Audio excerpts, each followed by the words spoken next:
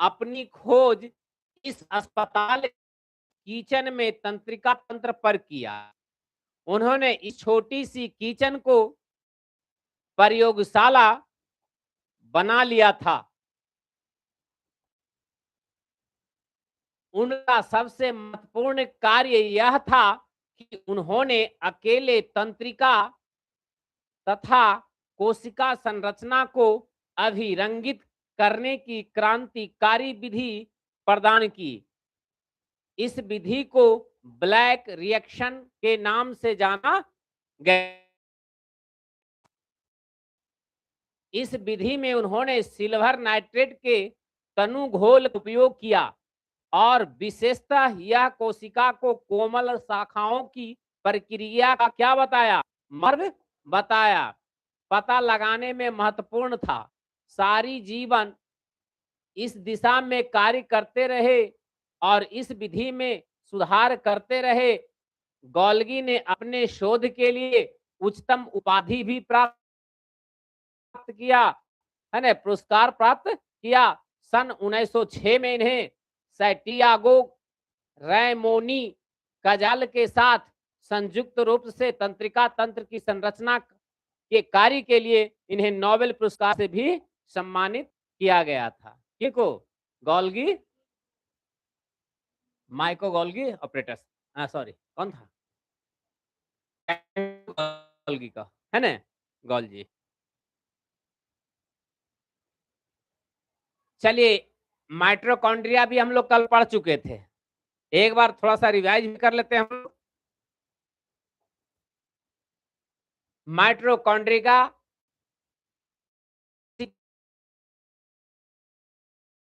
का बिजली घर है। देख लीजिए कि माइटोकॉन्ड्रिया का कोशिका का पावर हाउस कहा जाता है। किसको? माइटोकॉन्ड्रिया का। ये सवाल आपको बहुत इंपॉर्टेंट है एग्जामिनेशन पॉइंट ऑफ व्यू से। हर एग्जाम में ये क्वेश्चन को पूछा जाता है ना? क्या पावर हाउस ऑफ सेल किसे कहते हैं, है ना? बिजली घर, कोशिका का बिजली घर किसे कहते हैं? तो कोशिका का बिजली घर माइटोकॉन्ड्रिया को कहा जाता है। अर्थात, है ना, power house of cell is said to be mitochondria, है ना? माइटोकॉन्ड्रिया दोहरी झिल्ली की बनी होती है, यानी एक लेयर के बाद दूसरा लेयर होता है। किसमें? माइटोकॉन्ड्रिया में। बाहरी झिल्ली छिद्रित होती है, यानी छिद्र छिद्र होता है बाहरी झिल्ली में। भीतरी झिल्ली बहुत ही क्या होती है? बलित होती है। ये वलय एटीपी बनाने वाली रासायनिक क्रियाओं के क्षेत्र को बड़ा बनाता है ना? किस क्षेत्र को बड़ा बनाता है? तो एटीपी बनाने वाले क्षेत्र को, एरिया को बड़ा बनाता है। जीवन के लिए यह आवश्यक विभिन्न रासायनिक क्रियाओं को करने के लिए माइटोकॉन्ड्रिया एटीपी अर्थात एडिनोसिन ट्राइफॉस्फेट, एडिनोसिन ट्राइफॉस्फेट के रूप में उत्पन्न करती है। माइटोकॉन्ड्रिया सारा क्रिया कहां हो रहा है? ये माइटोकॉन्ड्रिया में ही हो रहा है। एटीपी प्रोडक्शन यानी उत्पादन का एक ऊर्जा होती है। शरीर नए रासायनिक यौगिक को बनाने तथा यांत्रिक के लिए एटीपी में संचित ऊर्जा का उपयोग करता है। कौन? सेल। माइटोकॉन्ड्रिया बहुत अद्भुत अंग है। Main parts of cell is mitochondria, इसीलिए इसको कहा गया पावर हाउस ऑफ सेल, है ना? बिजली का घर, कोशिका के बिजली का घर किसे कहा गया? माइटोकॉन्ड्रिया को कहा गया, क्योंकि इसका अपना डीएनए और राइबोसोम होते हैं। किसमें? माइटोकॉन्ड्रिया में। कहा गया कि माइटोकॉन्ड्रिया जो है सेल का प्रमुख अंग माना जाता है। क्यों माना जाता है? क्योंकि माइटोकॉन्ड्रिया में अपना डीएनए और अपना राइबोसोम का होता है। यह किसी बाहर से एक्सेप्ट नहीं करता। माइटोकॉन्ड्रिया अपना कुछ प्रोटीन स्वयं बनाता है ना? माइटोकॉन्ड्रिया अपना प्रोटीन स्वयं बनाता है और डीएनए भी इसका अपना होता है, राइबोसोम्स भी इसका अपना होता है। इसीलिए सेल का, कोशिका का, है ना, पावर हाउस कहलाया कौन? माइटोकॉन्ड्रिया।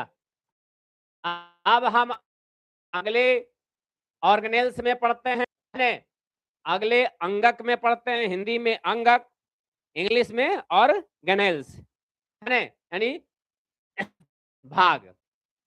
प्लास्टिड केवल पादप कोशिका में स्थित होते हैं, एनिमल कोशिका में नहीं होते हैं, एनिमल सेल में नहीं होता है। कौन? प्लास्टिड। देखिए कह रहा है ना, प्लास्टिड केवल पादप कोशिका में होता है, यानी प्लांट सेल में होता है।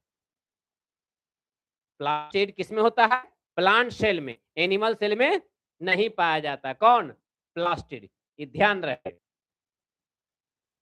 कोशिका में स्थित होते हैं। ऑप्शन में ये एमसीक्यू में आता है ज्यादा क्वेश्चन, है ना, कि प्लास्टिड किस सेल में पाया जाता है?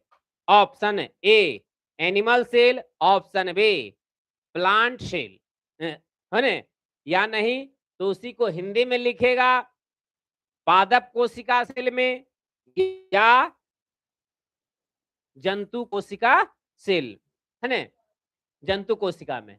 तो किससे पाया गया? तो आपको सिलेक्ट करना है किस, या फिर दोनों में पाया जाता है। तो आपको सिर्फ सिर्फ किसमें मारना है? पादप कोशिका में सिलेक्ट करना है। प्लास्टिड दो प्रकार के होते हैं। प्लांट सेल में जो आपका, है ना, प्लास्टिड पाया गया, तो ये प्लास्टिड दो प्रकार के हुआ। एक हुआ क्रोमोप्लास्ट, जो रंगीन होता है। क्रोमोप्लास्ट क्या होता है?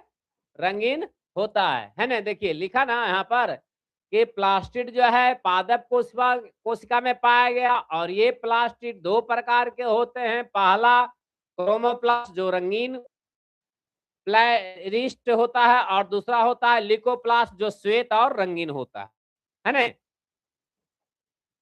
जिस क्रोमोप्लास्ट में क्लोरोफिल वर्णक होते हैं उसे हम क्लोरोप्लास्ट कहते हैं, यानी जिस क्लोरोफिल में रंग ग्रीन होता है ना, उसको क्या कहेंगे? क्लोरोप्लास्ट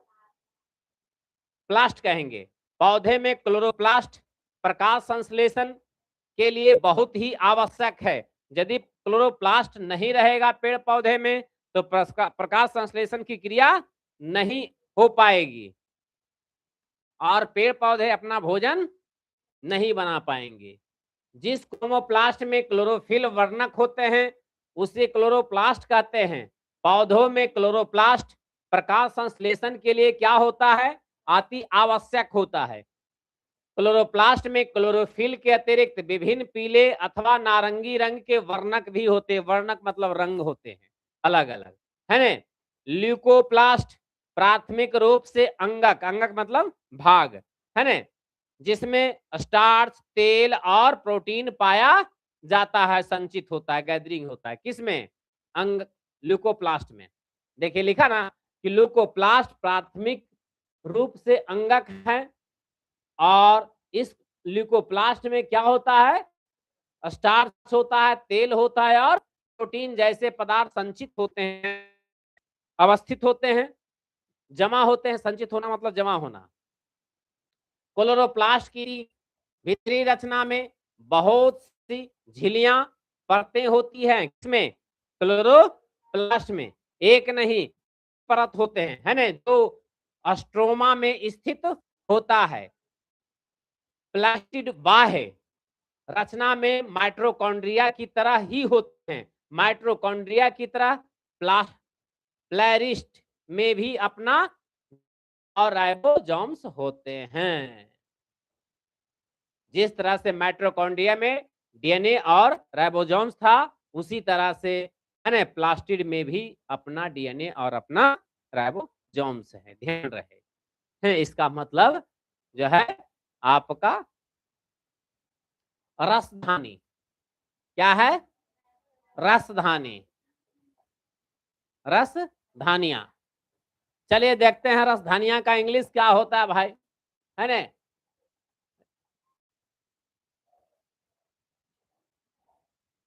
रसधानियां ठोस अथवा तरल पदार्थ की संग्रह थैलियां है। क्या? रसधानियां है ना। रस मतलब होता है क्या? जूस। धानिया मतलब थैली, जूस वाला थैली है ना। देख लीजिए, रसधानियां है ना, सोर्स ऑफ फ्लेवर लिखा है ना, सोर्स ऑफ रसा, रसा मतलब वही रस है ना, source of essential flavour, flavour मतलब वही रस नहीं कहते। ऑरेंज फ्लेवर दीजिए तो कहते जाते हैं जूस पीने के लिए, तो उसी तरह से यह रस हो गया है ना। इमोशनल फ्लेवर एंड सेंटिमेशन एंड धनिया मीन सोर्स ऑफ द रिपोजिस्टर होता है। चलिए ठीक है। रसधानियां ठोस या तो तरल पदार्थ की संग्रह क्या होती है? थैली होती है। जंतु कोशिका में, जंतु कोशिका बोले तो एनिमल सेल है। हाँ, जंतु कोशिका में रसधानियां छोटी होती है, जबकि प्लांट सेल में है ना, प्लांट सेल में रसधानियां क्या होती है? बहुत बड़ी होती है ना। यही सब अंतर पूछेगा है ना, एनिमल सेल और प्लांट सेल में जब अंतर करने के लिए कहेगा आपको 5 नंबर वाला में, तो यही लिखना है कि जंतु सेल अर्थात एनिमल सेल में रसधानियां छोटी है, जबकि पादप सेल में अर्थात पादप कोशिका में रसधानियां क्या होती है? बड़ी होती है। कुछ पौधे की कोशिकाओं की केंद्रीय रसधानी की माप कोशिका के अध्ययन का कितना से कितना % तक जाता है? चलिए अब हम टॉप में आते हैं थोड़ा सा है ना, क्वेश्चन है वो भी देखना जरूरी है। पादप कोशिका की रसधानियां में कोशिका द्रव से भरा हुआ होता है। क्या से भरा हुआ होता है? कोशिका द्रव से, यानी सेल मैट्रिक्स उसको कहते हैं इंग्लिश में है ना। ये कोशिकाओं को स्फूर्ति तथा कठोरता को क्या करता है? प्रदान करता है ना। कौन? रस धानियां। रस धानियां में कोशिका जो है द्रव्य से भरा होता है, यही द्रव्य जो है कोशिका को स्फूर्ति और कठोरता प्रदान करता है ना। पौधे के लिए आवश्यक बहुत पदार्थ रसधानी में स्थित होते हैं। ये अमीनो अम्ल भी हो सकते हैं, अमीनो अम्ल तो है ना, शर्करा भी हो सकते हैं, शुगर, विभिन्न कार्बनिक अम्ल भी हो सकते हैं, कार्बोहाइड्रेट है ना, तथा कुछ प्रोटीन भी इसमें अवेलेबल होता है। किसमें? रस धानिया के अंदर में जो द्रव से भरा होता है उसमें होता है। ये क्या क्या होता है?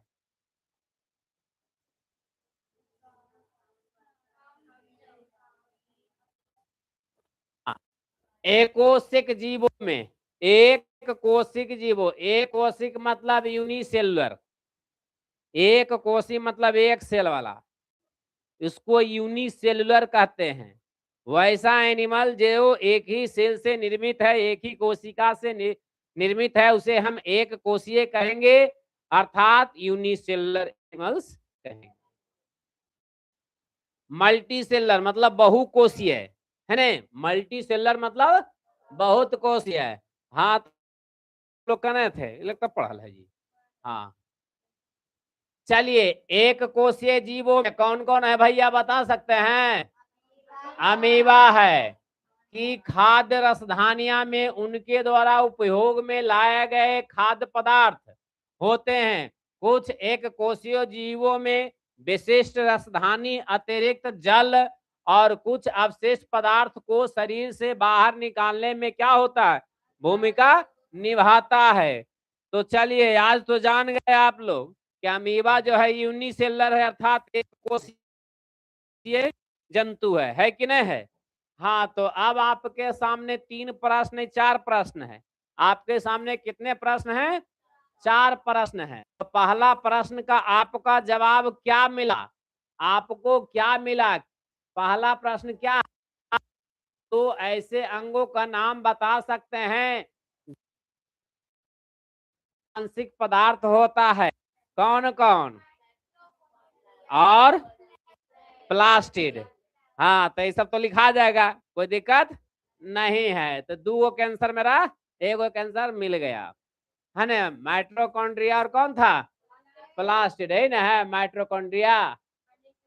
हाँ, चलिए, यदि किसी कोशिका का संगठन है ना, यदि किसी कोशिका का संगठन अर्थात किसी सेल का संगठन है ना, यानी किसी सेल का, कोशिका बोले तो सेल, किसी सेल का संगठन यानी कम्युनिटी, संगठन बोले तो कम्युनिटी किसी भौतिक अथवा प्रभाव के कारण नष्ट हो जाता है, तो क्या होगा? है ने, रिपीट अगेन क्वेश्चन को फिर से समझिए। लगता है किसी को नहीं बुझाया क्वेश्चन, क्या कहा? बुझाया है? नहीं बुझाया तो बोली कहने के साथ नहीं बुझाया। तो आप देखिए, कह रहा है कि यदि किसी का संगठन है किसी भौतिक या के कारण है ना, कारण नष्ट हो जाता है, भौतिक प्रभाव या रासायनिक प्रभाव है ना के कारण यदि किसी कोशिका का संगठन नष्ट हो रहा है, तो क्या होगा? सेल के अंदर जो संगठन है, राइबोसोम्स हैं, माइटोकॉन्ड्रिया हैं, प्लास्टिड हैं, बहुत सारा है कि नहीं है। अगर किसी कारणवश रासायनिक भौतिक प्रभाव की वजह से ये सब का नष्ट होता है, क्या होता है? नष्ट होता है, तो इससे क्या होगा?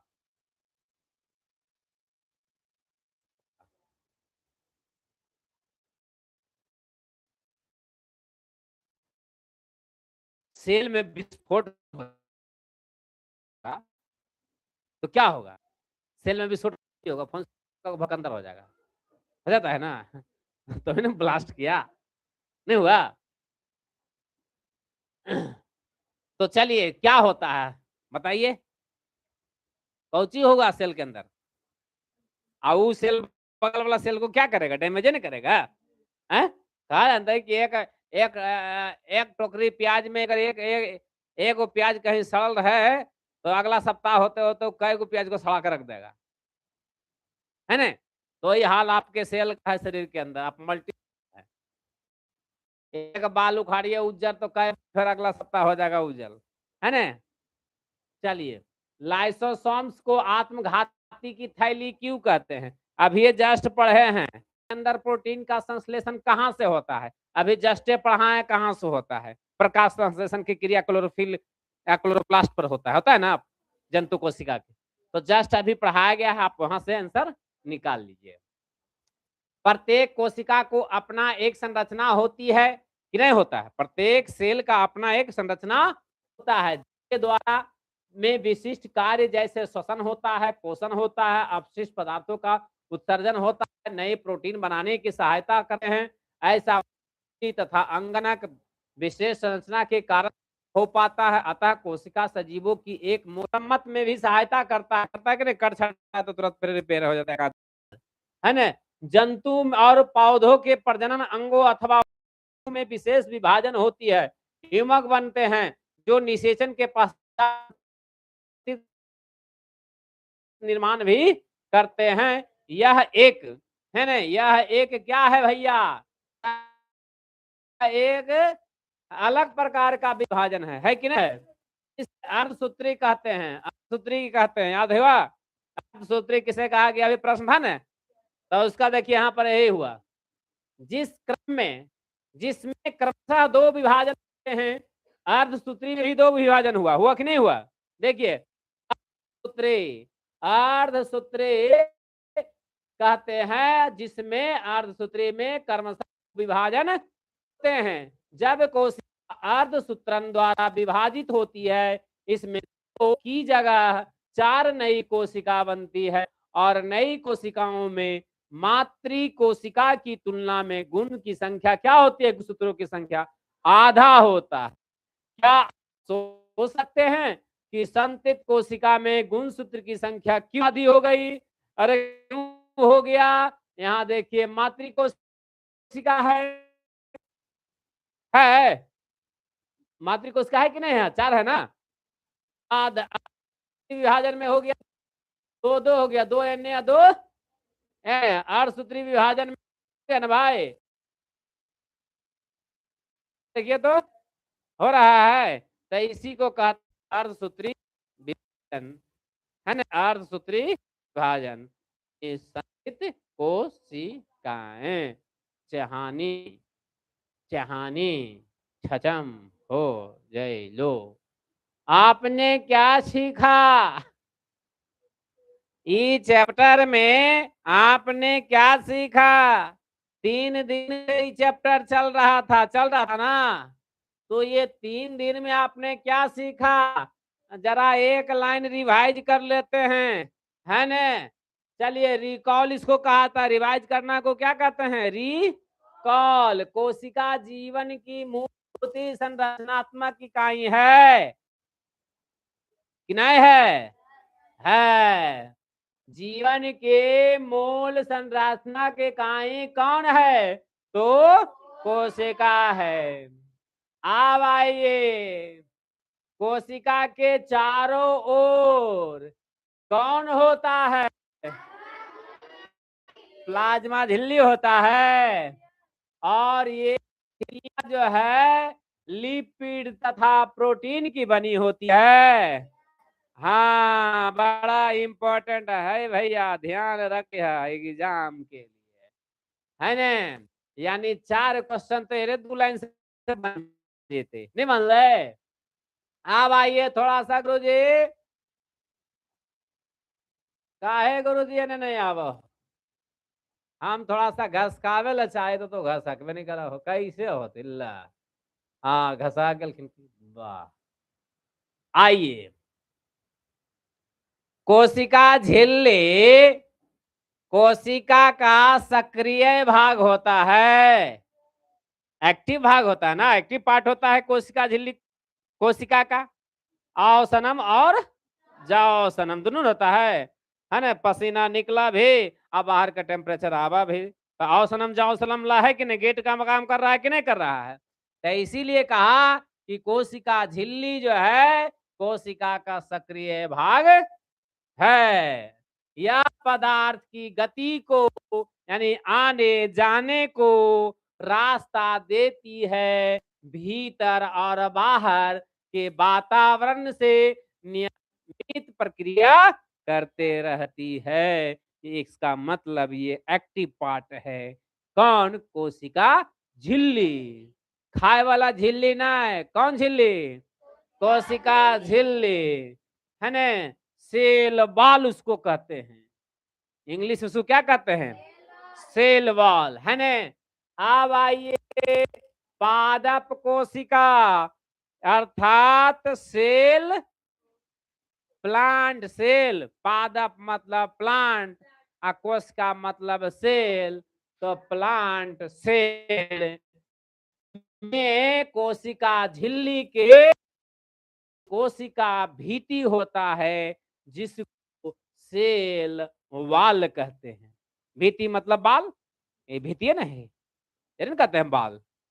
तो क्या कर बाल? सेल बाल। कोशिका कोशिका भीति से क्या बनती है? सेलुलोज बनती है। कोशिका भीति से क्या बनती है? सेलुलोज बनती है न। भीति से क्या बनती है? सेलुलोज बनती है। पादप के कोशिका, जंतु कोशिका नहीं, कौन कोशिका? Plant cell. पादप कोशिका भी नहीं, कौन सेल? प्लांट सेल, है न। तो प्लांट सेल में स्थित कोशिका, जो अवस्थित कोशिका है, भीति है, वह फंजाई है और बैक्टीरिया। अब सवाल उठा गुरुजी कि कोशिका भीति जो था वह आपको जो है क्या बना रहे थे? सेलुलोज बना रहे थे। ई तो आपने देखा पादप कोशिका के झिल्ली के चारों ओर जो कोशिका भित्ति था वह क्या बना रहा था? सेलुलोज। कौन बना रहा था? तो फंजाई और बैक्टीरिया बना रहा था। ध्यान है?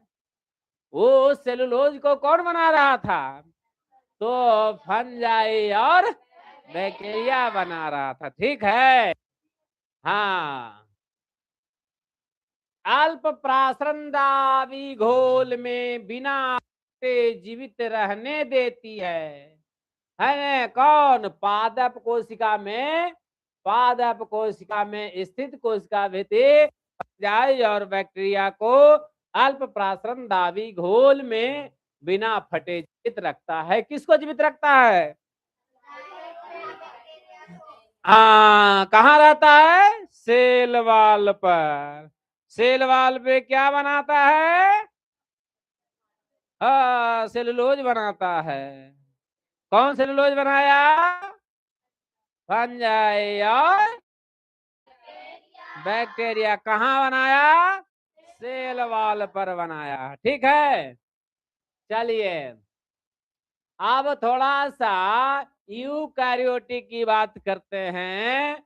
यूकैरियोटिक में केंद्र दोहरी झिल्ली द्वारा कोशिका द्रव से अलग होती है। कोशिका द्रव से अलग किसके माध्यम से हो रही? तो दो झिल्ली के द्वारा, दोहरे झिल्ली के द्वारा है। यह कोशिका की जीवन प्रक्रियाओं को निर्देशित करता है।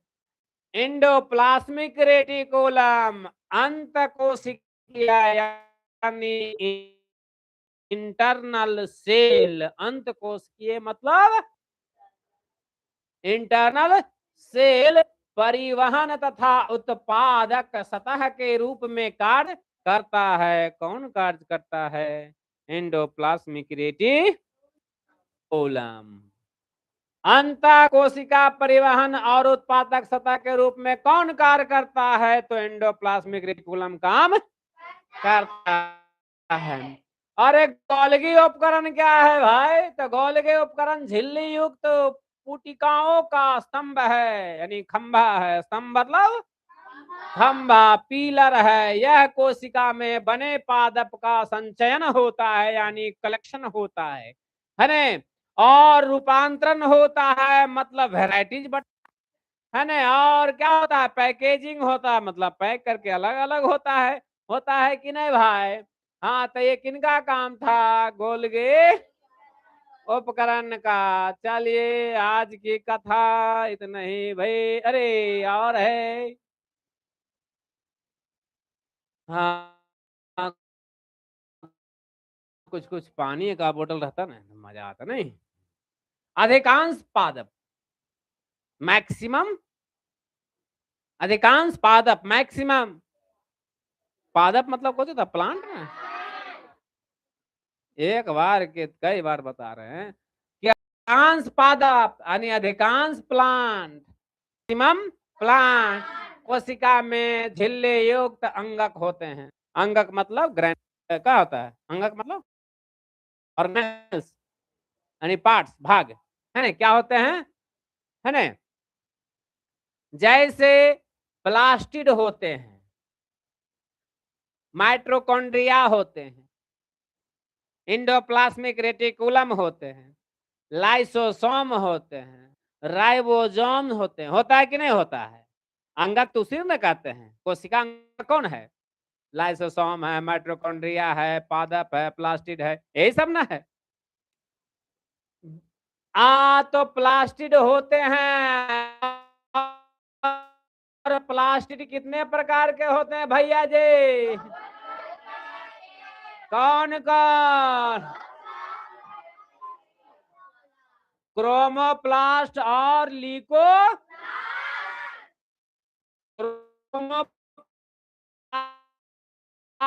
लीकोप्लास्ट किसका दो प्रकार हुआ? प्लास्टिड का। यानी प्लास्टिड के दो संतान, क्रोमोप्लास्ट और लीको क्रोमोप्लास्ट में, किसमें? क्रोमोप्लास्ट में क्लोरोफिल होता है कि नहीं? होता है ना? क्रोमोप्लास्ट में क्या होता है गुरुजी? क्लोरोफिल होता है।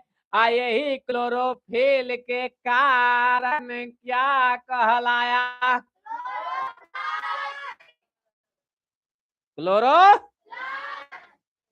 यही प्रकाश संश्लेषण की पद्धति को संपादित करता है कि नहीं करता है? आपसे पूछेगा है, आपसे पूछेगा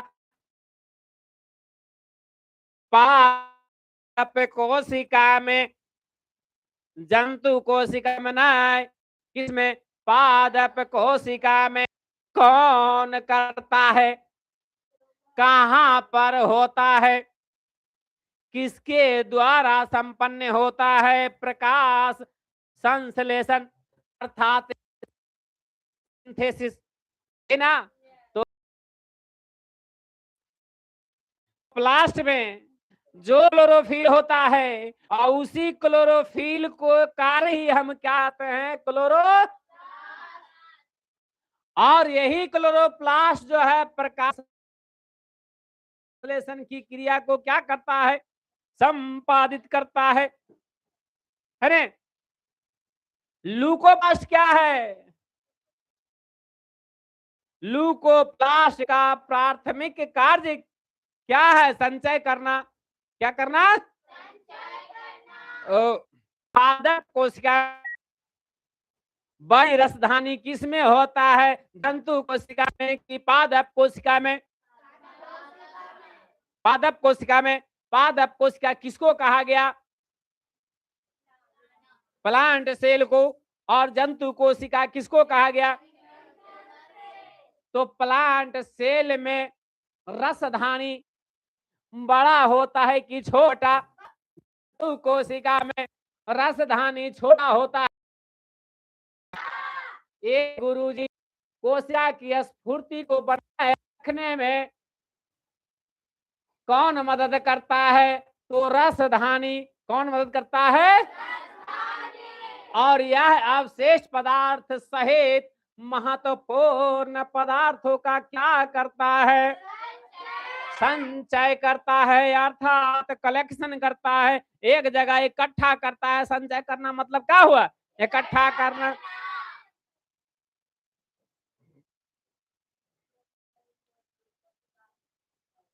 हाँ, ल्यूकोप्लास्ट तो आप देखिए लिए।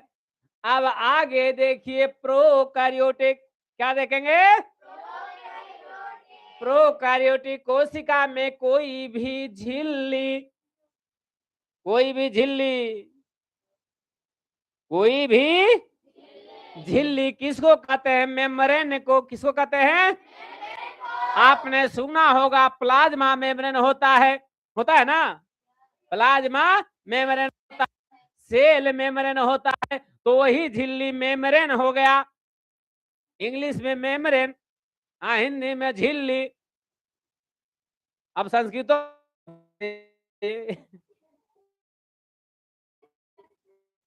तो हमारा तो रजनीकांत पांडे जी के पास। प्रोकैरियोटिक कोशिका में कोई भी झिल्ली युक्त अंगक नहीं होता। कोई भी झिल्ली युक्त अंगक नहीं होता। क्रोमोसोम्स के स्थान पर न्यूक्लिक अम्ल होता है। आदाम एमसीक्यू में भी आई क्वेश्चन है गुरुजी। भी आई क्वेश्चन है ये। क्रोमोसोम्स के स्थान पर न्यूक्लिक अम्ल होता है किसमें? प्रोकैरियोटिक सेल में। आपसे पूछेगा प्रोकैरियोटिक सेल में क्रोमोसोम्स के जगह पर कौन होता है? न्यूक्लिक अम्ल होता है। क्या होता है? और उसमें केवल छोटे राइबोसोम्स अंग के में ही होता है, बड़ा राइबोसोम्स नहीं। छोटे राइबोसोम संघक के रूप में होता है किस में? प्रोकैरियोटिक सेल में। अदम बन हो पढ़ हो और इस वर्ल्ड कहलाई उपाधि जीवधारियों में। जीवधारी, जीवधारी किसको कहते हैं? जीवधारी किसको कहते हैं? जो जीवित प्राणी है। जीवित प्राणी को ही क्या कहेंगे? जीवधारी। जीवधारियों में कायिक वृद्धि हेतु कोशिका विभाजन होता है कि नहीं होता है? शरीर की संरचना बढ़ेगा, एक मतलब सेल के ऊपर सेल बढ़ेगा। सेल के ऊपर सेल बढ़ेगा कि नहीं बढ़ेगा? कोशिका के ऊपर कोशिका अरेंज होगा तब ना हाइट आपका बढ़ेगा कि नहीं बढ़ेगा? हाँ, वही करा जीवधारियों में कायिक वृद्धि हेतु शारीरिक वृद्धि होती, ग्रोथ हेतु कोशिका भेद का विभाजन होता है, कोशिकाएं का विभाजन होता है। तब बेचारा बउआ से क्या बनता है? कौवा। अरे बउआ से कौवा किसको? कौवा होशियार होता है। पीढ़ी को कहते हैं कौवा, बच्चा कहते हैं बउआ, तो कौवा से बउआ से कौवा हो गया। हाँ, यही तो रहा को आंसर क्वेश्चन भेज दियो कि रहे लिख ले वो भेज दें। एकदम बड़ी रखो समय तो ये बचा तब है ना करिए ले हो। जिस इंसान ने अपने आप को समय का बचत नहीं किया वह इंसान ही क्या? वह इंसान ही क्या? Count to lost time, time is money, time and the time the wait for none. हाँ देख लीजिए मैडम जी हमारी साथ दे रही हैं।